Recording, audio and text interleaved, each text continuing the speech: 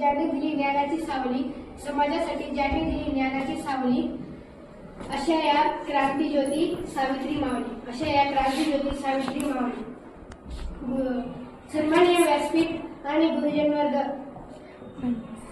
व माझ्या मित्रमैत्रिणींना सर्वांना माझा नमस्कार.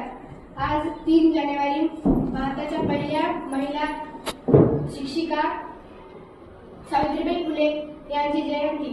सावित्रीबाई फुले यांचा जन्म 3 जानेवारी 1831 रोजी सातारा जिल्ह्यातील नायगाव येथे झाला. बालपणीच त्यांचा विवाह महात्मा ज्योतिबा फुले यांच्याशी झाला. महात्मा ज्योतिबा फुले यांनी त्यांना स्वतः शिकवून साक्षर केले. 1848 साली त्यांनी मुलींसाठी पुण्यातील भिलेवाडीत पहिली शाळा सुरू केली.